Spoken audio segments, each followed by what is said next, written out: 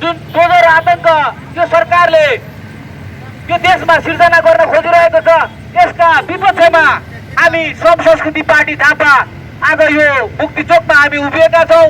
हामी यहाँबाट भन्न चाहन्छौँ यो अहिलेको यो डोजर सरकारलाई हामी यहाँबाट भन्न चाहन्छौँ अब कुनै पनि हालतमा झापामा तपाईहरूले आम यहाँका ती सुकुम्बासी यहाँका ती साथीहरूलाई बिना पूर्व व्यवस्थापन तपाईहरूले उहाँबाट घरबाट निष्कासित गर्ने गरेको जुन प्रबन्ध गर्नुभयो भने श्रम संस्कृति पार्टी चुप लागेर बस्ने छैन र हामी निरन्तर खबरदारीमा हुनेछौँ।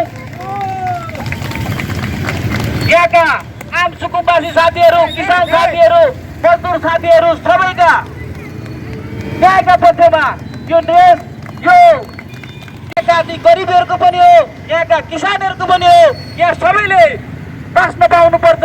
नेपालको संविधान 2072ले मानिसले खान लाउन र बस्न पाउने नैसर्गिक अधिकारलाई कुनै पनि सरकारले हनन गर्नु हुँदैन भन्ने कुरामा श्रम संस्कृति पार्टी स्पष्ट छ।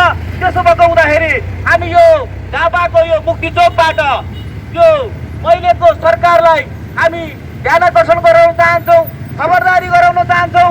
अब कुनै पनि हालतमा झापामा यदि बिना कुनै व्यवस्थापन डोजर चलेमा श्रम संस्कृति पार्टी अगाडि उभिनेछ र किसानका पक्षमा मजदुरका पक्षमा सुकुम्बासीका पक्षमा हामी निरन्तर लाग्नेछौँ भन्दै हाम्रो आजको कार्यक्रम हामी यहाँबाट चन्द्रगढी सिडिओ कार्यालय गएर हामी यो सरकारलाई हामी ध्यानाकर्षण पत्र र ज्ञापन पत्र बुझाउने कार्यक्रम रहेको हुँदा हाम्रो यो छोटो कार्यक्रम यही समापन गर्दै हामी चन्द्रगढी जानको लागि तयारी अवस्थामा छौँ र सबै साथीहरू हाम्रा संवाददाताज्यूहरू सबैजना यो अभियानमा लाग्नुहोला भन्दै हामी यहाँबाट बिदा हुन चाहन्छौँ। धन्यवाद।